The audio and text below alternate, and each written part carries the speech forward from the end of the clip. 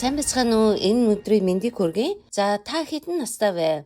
За бид ихэвчлэн төрсөн өдрөөсөө хойш өнгөрсөн жилүүдийг тоолоод насаа хэлдэг. За гэхдээ энэ нь зөвхөн таны он цагийн нас юм. За харин таны бие эсвэл үнэндээ хэдэн настай вэ? За эрдэмтэд үүнийг биологийн нас гэж нэрлэдэг.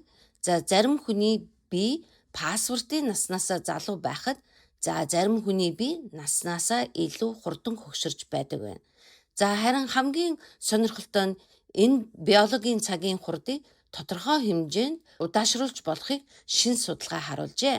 За Харвардын дэмжлэгтэй Dew Health судалгаа нь омега 3, витамин D болон тогтмол хүчний дасгалыг судалж эдгээрийг хослуулах нь биологийн хөгшрөлтийн зарим үзүүлэлтэд нөлөөлж болохыг тогтоосон байна.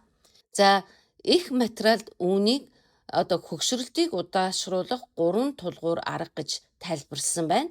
За тэр 3 зүйлд нь нэгдүгээр өдөр бүр омега 3 уух, хоёрдугаар D витамин, гуравдугаар 7 хоногт 3 удаа хүчний дасгал хийх зэргийг оруулсан байна. За тэгвэл эдгээр нь бидний биед яаж нөлөөлдөг вэ? За нэгдүгээр таны биеийн дотоод нас. За нэг сонирхолтой жишээ авъя. За ижилхэн 60 настай 2 хүн байлаа гэж бодъё. За нэг нь өдөр бүр хөдөлгөөнтэй, сайн унтдаг, зөв хооллолдог, булчингийн хүч сайтай. За нөгөө нь бараг хөдөлдөггүй, илүүдэл жинтэй, хооллолт мөн, бие нь үргэлж ядруу. За хэдийгээр хоёулаа 60 настайч биеийнх нь бодол байдал адилхан байхгүй. За үүнийг биологийн нас гэдэг байна. За энгийнээр хэлбэл бидний биед нэг төрлийн дотоод цаг байдаг гэж ойлгож болно. За энэ цаг зарим хүнд удаан, зарим хүнд хурдан явагддаг байна. За энэхүү материалд илүүдэл жинж энэ үйл явцад нөлөөлөх болохыг тогтоосон байна. За биеийн жингийн индекс 11 нэмэгдэх бүрд биологийн нас дунджаар 3.3 жилээр нэмэгдсэн гэсэн мэдээлэл дурддагдсан байна. За өөрөөр хэлбэл бидний өдөр тутмын амьдралын хэв маяг биеийн хөгшрөлтөд бодитоогоор нөлөөлж байна гэсэн үг. За хоёрдугаар омега 3 хамгийн чухал суурь байж болох уу? За судалгааны хамгийн анхаарал татсан хэсэг бол омега 3 байсан байна. За омега 3 бол бидний бие өөрөө хангалттай хэмжээгээр үйлдвэрлэж чаддгүй чухал тосны хүчил юм аа. За энэ нь эсийн бүтцэд оролцдог. За тарих, зүрх болон биеийн олон үйл ажиллагаанд хэрэгтэй юм. За энэхүү материалд омега 3-ыг энэ 3-аас хамгийн гол тоглогч гэж нэрлсэн байна. За энэ судалгаанд омега 3 хэрэглэсэн хүмүүсийн биологийн хөгшрөлтийн хур зарим хэмжүүрээр удаашрсан байна. За ялангуяа эхэндээ омега 3-ын түвшин багтаа байсан хүмүүс илүү тод өөрчлөлт ажиглагдсан байна.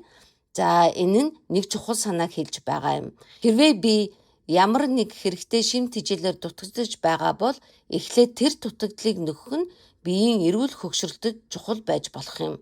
За энэ материалд мөн омега 3-ын түвшин 1% нэмэгдэх бүрт эрт нас барах эрсдэл 20% багассан гэсэн тоо гарсан байна. За 3-дугаарт нь ганц зүйлээс илүү хослол чухал. За судалгаанд зөвхөн омега 3-аас гадна D витамин болон дасгалыг хамт судалсан байна.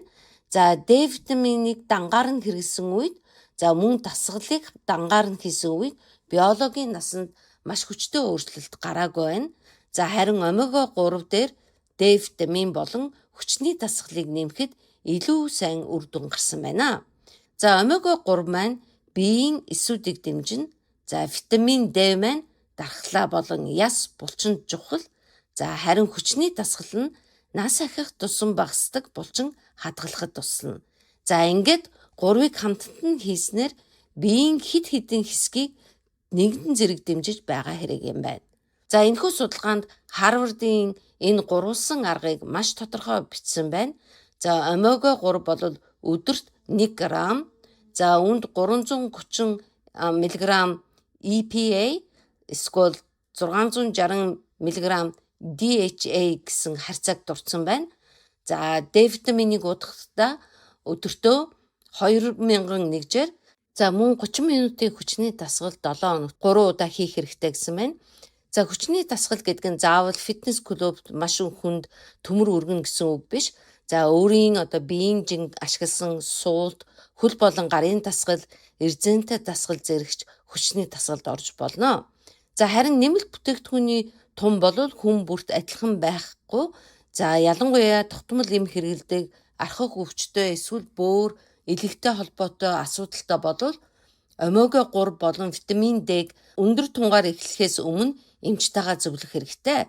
За энэхүү судалгаанд газар дундын тэнгисийн хоолтыг маш сайн гэж дурдсан байна. За тухайлбал яргаа загас, макрел, сардин зэрэг тослог загас нь омега 3-аар баялаг.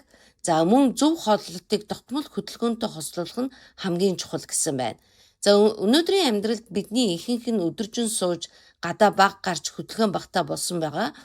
За энэхүү судалгаанд үүнийг хүний биеийн анхны хэрэгцээтэй зөрчилдөд байна гэж тайлбарласан байна. За өмнөх үеийн хүмүүс бол амьдрахын тулд өдөр бүр алхаж, хөдөлж, юм өргөж, биеэ ашиглах шаардлагатай байсан. Харин өнөөдөр бид бол олон цаг сандал дээр суудаг болсон байна. За тиймээс хөдөлгөөн бол зүгээр нэг фитнесийн тренд биш. За бие маань угаасаа хөдөлгөөнд зориулж бүтээгдсэн гэсэн санаа байгаа юм. За энэ судалгаанд биднийг 60 настайгаас 40 настай болгоно гэж хэлээгүй. За мөн омега 3-ыг угаад л хөгшрөхөө болно гэсэн үг биш. Харин бидний биеийн хөгшрөлтийн хурд бүрэн тогтсон зүйл биш байж болохыг харуулж байгаа юм аа. За өдөр бүрт бид бүхэн жижиг зүйлсийг хийх юм бол бид нар өөрсдөө том ялгаа гаргаж чадна. За өдөр тутам юу идэж байна? За хэр хөдөлж байна? Булчингаа ашиглаж байна уу? За биет хэрэгтэй шимт хижээл авч байна уу гэд. За ер нь нийлээд урт хугацаанд томоохон өөрчлөлтүүдийг бид нар гаргаж чадна. За бид хөгшрөлтийг зүгээр хараад суух албагүй. За өөрсдийн өдөр тутмын сонголтоороо биеийнхээ ирээдүйд тодорхой хэмжээнд нөлөөлж болно гэсэн үг. За таны төрсөн өдөр жил бүр нэмэгдэнэ. За бид үүнийг зогсоож олж чадахгүй. За гэхдээ биологийн нас яг ижил хурдаар явах албагүй байж болох юм байна. За Харвардын дэмжлэгтэй Do Health судалгаанаас харахад омега 3, витамин D болон тогтмол хүчний дасгал нь эрүүл хөгшрөлтийг дэмжих сонирхолтой хослол байж болохыг харуулжээ. За та бүхэн дараагийн төрсөн өдрөөрөө зөвхөн би хэдэн настай болчих вэ гэж асуухын оронд миний бие хэр эрүүл хөгширж байна вэ гэж өөрөөсөө асуугаарай. За учир нь насыг бид зогсоож чадахгүй ч хэрхэн хөгшрөхтэй тодорхой хэмжээнд нөлөөлж чадах юм байна.